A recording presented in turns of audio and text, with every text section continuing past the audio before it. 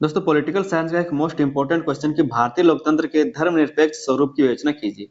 भारतीय लोकतंत्र के धर्मनिरपेक्ष स्वरूप की विवेचना कीजिए। ये जो धर्मनिरपेक्ष स्वरूप है इसका मतलब क्या है? जो भारतीय लोकतंत्र है वो ये कहता है कि हम किसी एक विशेष धर्म को नहीं मानते बल्कि सारे धर्मों का सम्मान करते हैं। वो किसी भी एक धर्म की तरफ झुका हुआ नहीं होता है बल्कि सभी धर्मों को समान मानता है और सभी के लिए समान चीजें सभी के साथ समान बर्ताव करता है।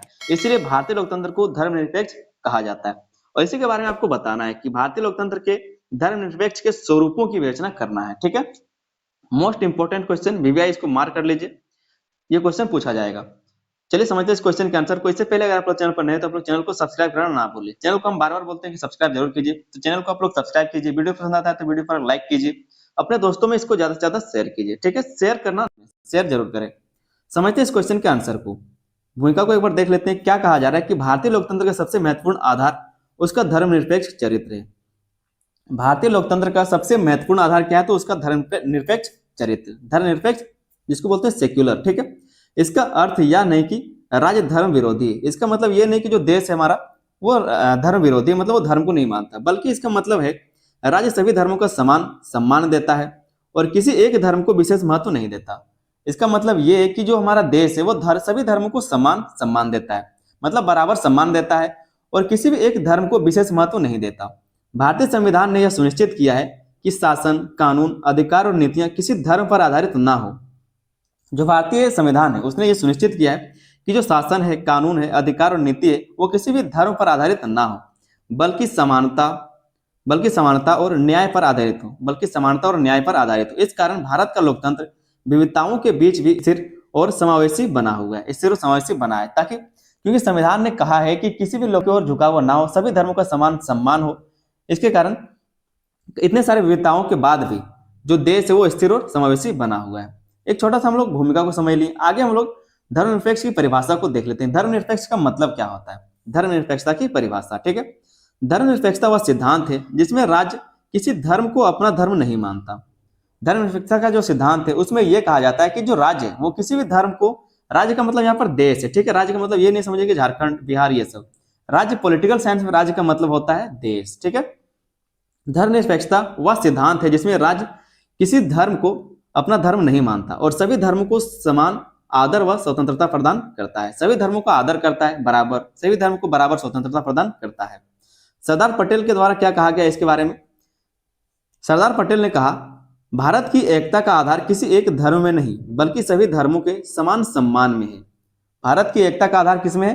तो सिर्फ किसी एक धर्म को मानना या फिर उसका सम्मान करने में नहीं है, बल्कि सभी धर्मों को समान सम्मान करने में है। ठीक है, तो हमने धर्मनिरपेक्षता के मतलब को समझ लिया। आगे हम लोग भारतीय लोकतंत्र में धर्मनिरपेक्ष स्वरूप को समझेंगे। भारतीय लोकतंत्र का क्या धर्मनिरपेक्ष स्वरूप है उसके बारे में हम लोग जानेंगे। तो पहला जो इसका स्वरूप है वो है राज्य किसी धर्म का पक्ष नहीं लेता।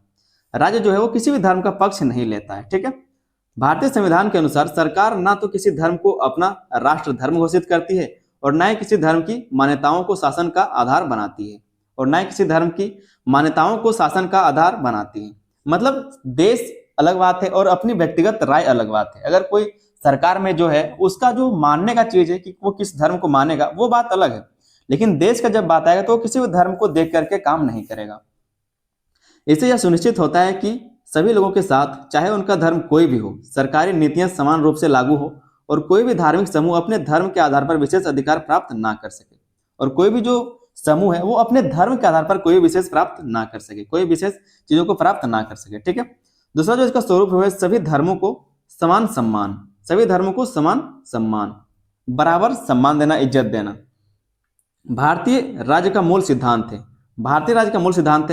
ठीक है, सर्वधर्म संभव, अर्थात सभी धर्मों को बराबर सम्मान मिलना, सम्मान मिलना, बराबर अधिकार मिलना, बराबर सम्मान, इज्जत मिलना। इसका मतलब यह है कि सरकार मंदिर, मस्जिद, गुरुद्वारा, चर्च सभी को समान रूप से स्वीकार करती है। राजनीतिक और प्रशासनिक निर्णय किसी एक धर्म के पक्ष या विरोध में नहीं दिए जाते, ताकि धार्मिक सौहार्द बना रहे, ताकि जो धार्मिक भाईचारा है वो बना रहे। सौहार्द का मतलब भाईचारा होता है। ठीक है, तो इसका दूसरा स्वरूप देखने को मिला। तीसरा जो स्वरूप है वो है नागरिकों को पूर्ण धार्मिक स्वतंत्रता। सभी नागरिकों को धार्मिक की स्वतंत्रता, आप किसी भी धर्म को मान सकते हैं।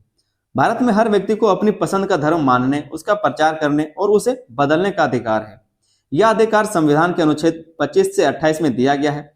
इस स्वतंत्रता का उद्देश्य यह है कि किसी नागरिक को धर्म मानने के लिए मजबूर ना किया जाए और हर व्यक्ति अपनी अंतरात्मा के अनुसार धार्मिक जीवन जी सके। जिसको जो पसंद है, जिस धर्म में रहना पसंद है, जिस धर्म को मानना पसंद है, उसका प्रचार प्रसार वो कर सकता है, उस धर्म को मान सकता है। ठीक है, इसके लिए कोई बंधन नहीं है। चौथा जो इसका स्वरूप देखने को मिलता है वो शासन धार्मिक नीतियों पर आधारित नहीं होता। जो शासन है वो धार्मिक नीतियों पर आधारित नहीं होता। शासन सिर्फ शासन होता है, वो किसी भी धर्म का पक्ष नहीं लेता। भारत में कानून और शासन की व्यवस्था धार्मिक ग्रंथों या धार्मिक आदेशों पर आधारित नहीं है।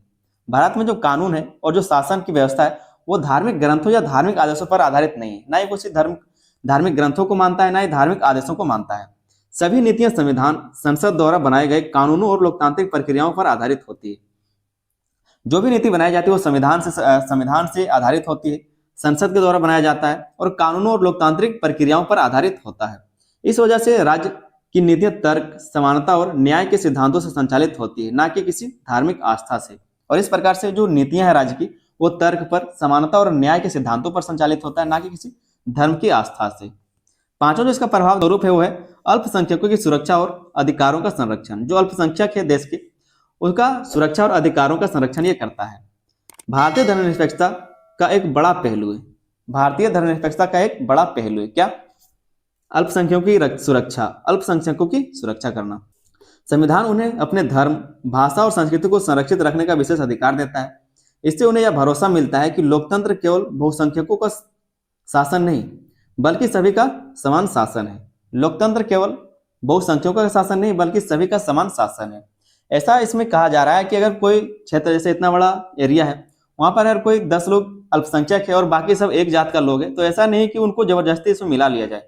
अगर वो चाहे तो वो नहीं मिल सकता है। ठीक है, इसलिए कहा जा रहा है उनका सुरक्षा करना, उनके अधिकारों का संरक्षण करना। छठा जो इसका स्वरूप है वो है राजकीय शिक्षा संस्थानों में धार्मिक शिक्षा नहीं। जो राजकीय शिक्षा संस्थान उसमें धार्मिक शिक्षा नहीं दी जाती। सरकारी स्कूलों और शैक्षणिक संस्थानों में किसी विशेष धर्म की शिक्षा नहीं दी जाती। जो सरकारी स्कूल है या फिर जो शैक्षणिक संस्थान है उसमें किसी विशेष धर्म की शिक्षा नहीं दी जाती। यह प्रावधान इसलिए रखा गया है कि छात्रों की धार्मिक स्वतंत्रता सुरक्षित रहे और शिक्षा का उद्देश्य केवल ज्ञान, विज्ञान और नागरिकता के मूल्यों पर आधारित रहे। हालांकि मदरसा जो होता है उसमें मुस्लिम में कुछ शिक्षाएं दी जाती है इस्लाम धर्म की। ठीक है, तो इस बात के लिए इसमें थोड़ा सा कहा जा सकता है।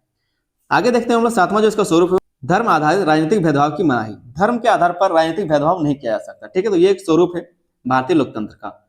आगे देख लेते हैं इसमें क्या कहा जा रहा है। भारत में किसी व्यक्ति को केवल उसके धर्म के आधार पर वोट देने या चुनाव लड़ने से नहीं रोका जाता। कि भारत में किसी भी व्यक्ति को केवल उसके धर्म के आधार पर वोट देने या फिर चुनाव लड़ने से नहीं रोका जाएगा। ठीक है, और ना ही उसे धार्मिक पहचान के आधार पर कोई विशेष राजनीतिक लाभ दिया जाता है, और ना ही किसी धार्मिक पहचान के लिए उसको कोई विशेष लाभ भी दिया जाएगा। जो सबको मिल रहा है वो उसको भी मिलेगा, चाहे वो किसी भी धर्म का हो। यह नियम इसलिए राजनीतिक प्रतिनिधित्व धर्म से नहीं बल्कि लोकतांत्रिक अधिकारों और योग्यता से तय हो। और ये जो नियम है इसलिए बनाया गया ताकि जो राजनीतिक प्रतिनिधित्व वो धर्म से नहीं बल्कि लोकतांत्रिक अधिकारों और योग्यता से तय हो सके। आठवां जो इसका स्वरूप है वो धार्मिक सद्भाव और सामाजिक एकता को बढ़ावा। धार्मिक सद्भाव को बढ़ाता है और सामाजिक एकता को बढ़ाता है। धार्मिक लोकतंत्र का धर्मनिरपेक्ष स्वरूप लोगों में आपसी सद्भाव बनाए रखने में मदद करता है। ये जो भारतीय लोकतंत्र का धर्मनिरपेक्ष स्वरूप है वो लोगों में आपसी सद्भाव बनाए रखने में मदद करता है। राज्य लगातार यह प्रयास करता है कि धार्मिक विवादों को न्यूनतम किया जाए। जो धार्मिक विवाद है, हिंदू मुस्लिम या फिर कोई भी जो धार्मिक विवाद है उसको न्यूनतम किया जाए और विभिन्न समुदायों के बीच शांतिपूर्ण सह-अस्तित्व बना रहे। यही कारण है कि भारत विविधताओं के बावजूद लोकतांत्रिक रूप से स्थिर राष्ट्र है। बहुत सारी विविधताएं, कई सारे यहाँ के धर्म को मानने वाले लोग रहते हैं। वही कहा जा रहा है कि भारत जो विविधताओं के बावजूद लोकतांत्रिक रूप से स्थिर राष्ट्र है। यहाँ पे वही बात कहा गया कि धार्मिक सद्भाव और सामाजिक एकता को बढ़ावा देता है। धार्मिक सद्भाव को बढ़ावा देता है, सामाजिक एकता को ये बढ़ावा देने का काम करता है। नौवां जो इसका स्वरूप है धर्मनिरपेक्षता का, वो है संविधान की प्रस्तावना में सेक्युलर शब्द। संविधान की प्रस्तावना में सेक्युलर शब्द, ये जो धर्मनिरपेक्ष शब्द है, सेक्युलर का मतलब क्या है? धर्मनिरपेक्ष, किसी भी धर्म की ओर झुका हुआ ना। संविधान की प्रस्तावना में स्पष्ट रूप से कहा गया है कि भारत एक समाजवादी, पंथ निरपेक्ष, लोकतांत्रिक गणराज्य है। यह शब्द केवल घोषणा नहीं बल्कि राज्य की मूल भावना को दर्शाता है कि देश का शासन किसी धर्म आधारित पहचान पर नहीं चलेगा। देश का जो शासन है वो किसी भी धर्म के आधार पर, उसके पहचान पर नहीं चलेगा। ठीक है, इसीलिए संविधान की प्रस्तावना में सेक्युलर शब्द का इस्तेमाल किया गया। समाजवादी, पंथ निरपेक्ष, धर्मनिरपेक्ष, लोकतांत्रिक गणराज्य कहा गया। 10वां जो पॉइंट है, 10वां जो इसका स्वरूप है धर्मनिरपेक्षता का, वो है व्यक्तिगत धर्म बनाम सार्वजनिक नीति का अलगाव। व्यक्तिगत धर्म बनाम सार्वजनिक नीति का अलगाव। जो व्यक्तिगत धर्म है वो अलग चीज है, जो सार्वजनिक नीति है वो अलग चीज है। भारत में व्यक्ति पूरी तरह से धार्मिक हो सकता है। भारत में जो व्यक्ति वो पूरी तरह से धार्मिक हो सकता है, पूजा पाठ कर सकता है, परंतु राज्य की नीतियां धर्म से स्वतंत्र रहती है। जो राज्य की नीति वो धर्म से स्वतंत्र रहती है। हम पहले ही बताया आपको कि जो सरकार है, जिस व्यक्ति का सरकार चल रहा है, हालांकि वो अपने धर्म को मान सकता है, पूजा पाठ वो करेगा, लेकिन जब आप बात आएगा देश का, राज्य का जब बात आएगा, तो अपनी वो धर्म को छोड़ करके देश के धर्म को देखेगा। व्यक्तिगत आस्था और सरकारी प्रक्रिया, इस अलगाव से लोकतंत्र आधुनिक और निष्पक्ष रूप से चलता है।